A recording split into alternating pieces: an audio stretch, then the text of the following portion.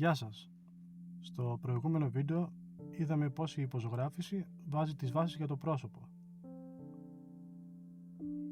Εδώ συνεχίζουμε με τα φωτίσματα, τις διορθώσεις και το τελικό δέσιμο της εικόνας. Ξεκινάω το πρώτο φώτισμα αρκετά αραιωμένο, αλλά να γράφει. Θέλω, αφού σκουπίσω καλά το πινέλο και δεν κρατάει πολύ χρώμα πάνω του, να μπορώ να κάνω σβησίματα, να σβήνει το πινέλο το χρώμα. Αν πας με έντονο χρώμα από την αρχή και κάνεις λάθος στον όγκο, μετά δεν διορθώνεται εύκολα. Αν το παρακάνεις δηλαδή, το πληρώνεις μετά. Το πρώτο φως θέλει αρκετή προσοχή. Αν μπει σωστά, τα επόμενα έρχονται πιο εύκολα. Σε αυτό το σημείο δεν βιαζόμαστε, ούτε πιέζουμε τίποτα. Απλά το περνάμε σταδιακά λίγο, το σβήνουμε όπου χρειάζεται και το αφήνουμε να δουλέψει πάνω στο προπλασμό.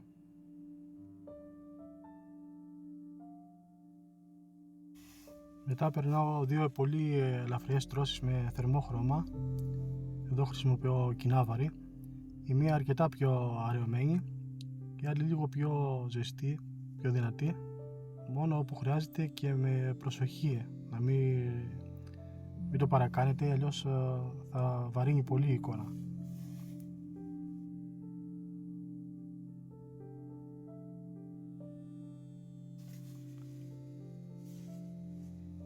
Εδώ κάνω κάτι πολύ απλό αλλά πολύ βασικό. Ένα αραιωμένο χρώμα, μόνο για να βοηθήσει στο γλυκασμό, ώστε να δέσει η σάρκα όσο γίνεται πιο ήρεμα με τον προπλασμό.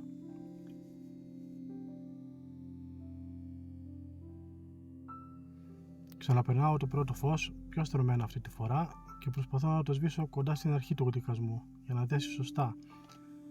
Αυτό το ξαναβλέπω αρκετές φορές μέχρι να τελειώσει η εικόνα.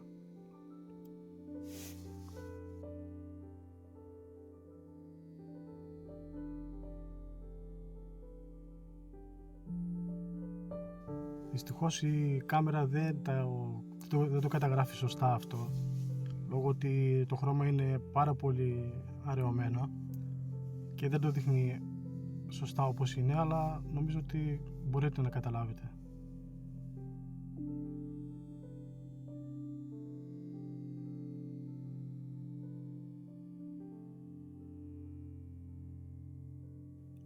Σε αυτό το σημείο είναι καλό να κάνετε ένα διάλειμμα, να πάτε λίγο πιο πίσω και να δείτε την εικόνα συνολικά, όχι σημειακά, ώστε να δείτε αν δένει το πρώτο φως με το γλυκασμό και με τον προπλασμό, και αν όχι να το διορθώσετε τώρα. Το δύσκολο κομμάτι είναι αυτό, το πρώτο φώτισμα και ο γλυκασμός και τα θερμά. Μετά μπαίνω σε μια πιο εύκολη σειρά.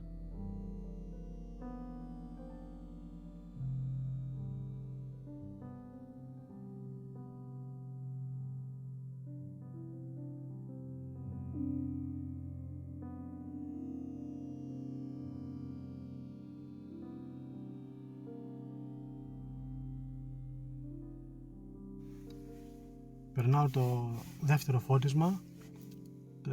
Το δεύτερο φώτισμα δεν είναι για ένταση, είναι για να αρχίσει να φαίνεται ο όγκος στα σαρκώματα, να αρχίσουν να ξεχωρίζουν οι φόρμες του προσώπου, οι ρητίδες κτλ, ώστε να μην δείχνει το πρόσωπο επίπεδο.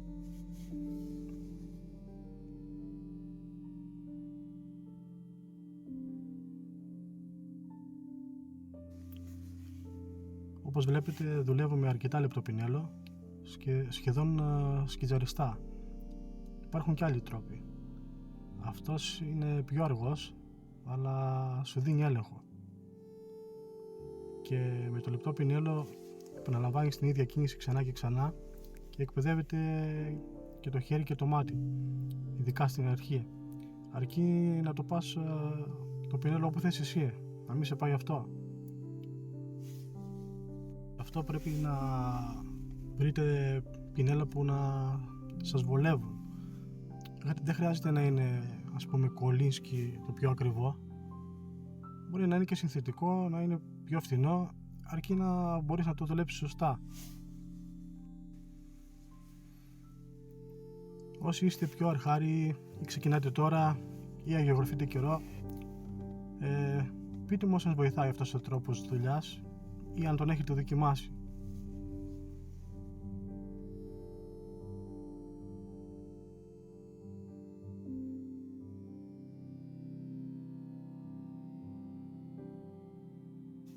Επειδή ο καμβάς δεν συμπεριφέρεται όπως μια τελείως λία επιφάνεια, μερικές φορές όταν το χρώμα είναι αραιωμένο αρκετά, χρειάζεται να το ξαναπεράσεις για να γράψεις σωστά. Αλλιώς το περνάς και χάνεται, το πίνει το πανί και δεν φαίνεται καν.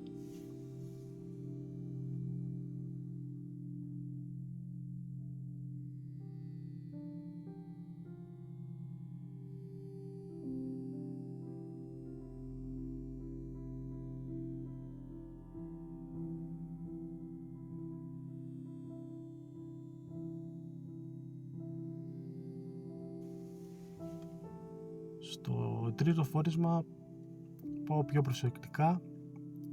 Δεν θέλω να καλύψω το προηγούμενο φώτισμα, αλλά να το δώσω παραπάνω ένταση μόνο όπου χρειάζεται,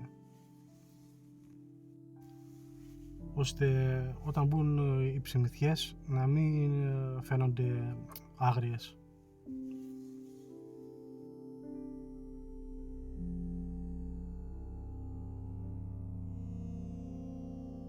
Εδώ αρχίζει να φαίνεται αν το πρόσωπο στέκει. Με νοιάζει να δω αν τα φωτίσματα που έχω περάσει διαβάζονται σωστά και αν το πρόσωπο έχει βάθος. Δεν προσθέτω κάτι ακόμα, απλώς ελέγχω αν ό,τι έχει μπει μέχρι τώρα δουλεύει όπως πρέπει. Δηλαδή το τρίτο φώτισμα δίνει και ένταση και προετοιμάζει και το έδαφος για τις ψημιθιές. Αν βλέπω ότι είναι σωστό, προχωράω. Αν όχι, πρέπει να το διορθώσω πριν πάω παρακάτω.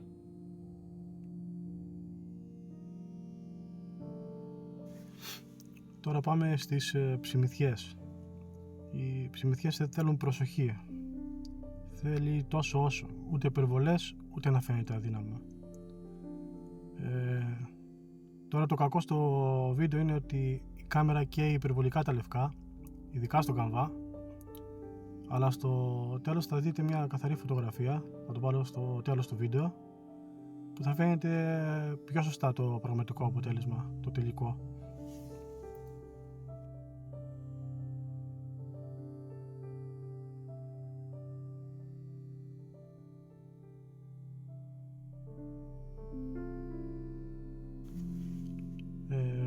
Πάμε στα γραψίματα, τα τελικά. Τα μάτια τα γράφουμε πάρα πολύ προσεκτικά, γιατί αν χαθεί αυτό το σημείο θα χαλάσει όλη η εικόνα. Είναι το σημαντικότερο σημείο, νομίζω, είναι τα μάτια για την εικόνα.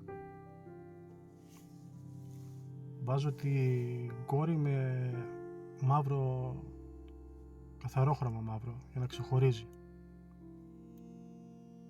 Μετά περνάω δεύτερο γράψιμο σε μερικά σημεία, διακριτικά, με λίγο πιο σκούρο χρώμα όπου χρειάζεται. Στην κάμερα φαίνεται μαύρο, αλλά δεν είναι. Είναι σκούρο καφέ. Συνήθως είναι σιένα με ελάχιστο μαύρο, αλλά στην κάμερα γράφει μαύρο.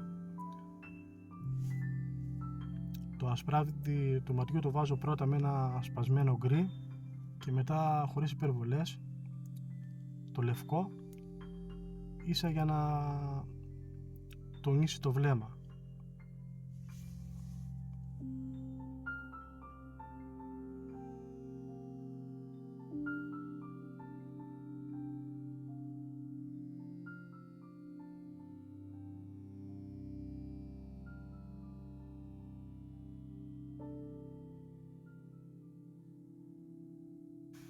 Πάμε στα μαλλιά και τα γένια.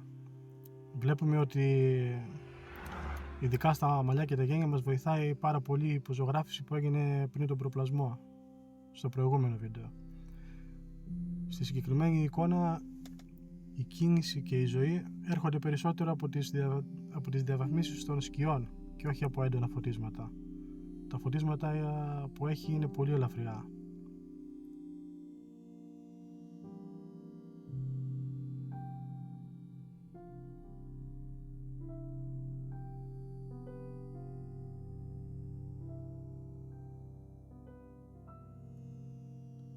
Περνάω τις σκιές με ένα ελαφρά πιο σκούρο χρώμα από τον προπλασμό και βλέπουμε ότι ήδη όλη η εικόνα αρχίζει να αλλάζει.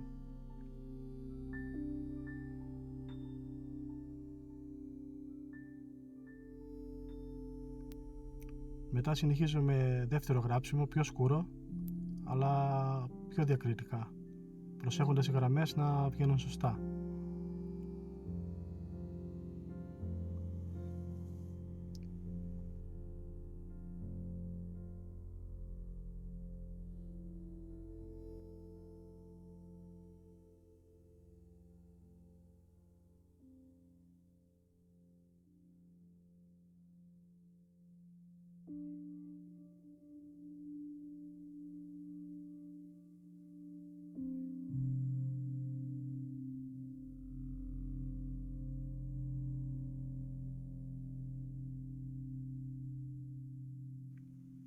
Το πρώτο φόρεσμα είναι απαλό και διακριτικό με αρκετά αραιωμένο χρώμα για να μην κάνει μεγάλη αντίθεση. Όπου χρειαστεί του ξαναπερνάω και δεύτερο χέρι.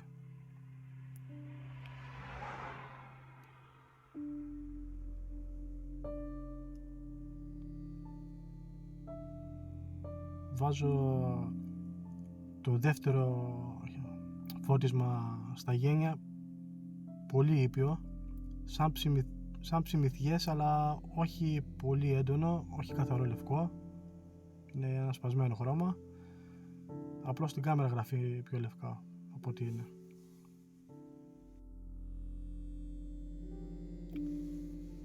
Στο τέλος ελέγχω τα θερμά, το γλυκασμό και τις σκιές και διορθώνω ή τονίζω ό,τι χρειάζεται. Δηλαδή κάνουμε ένα τελευταίο check.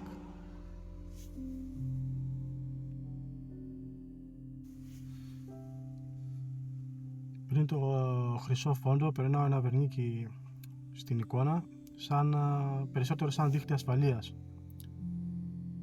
Το χρώμα είναι χρυσό ακριλικό, αλλά δεν οξυδώνεται με το χρόνο. 2 χέρια είναι αρκετά.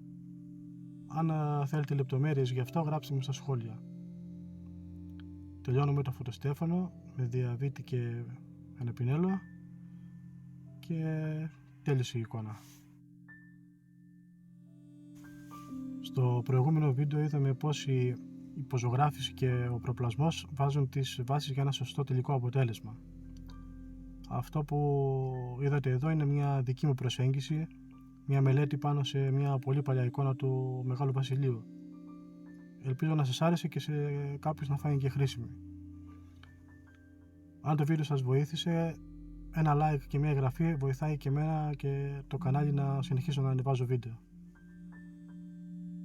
Θα χαρώ να τα λέμε και στα επόμενα. Γεια σας.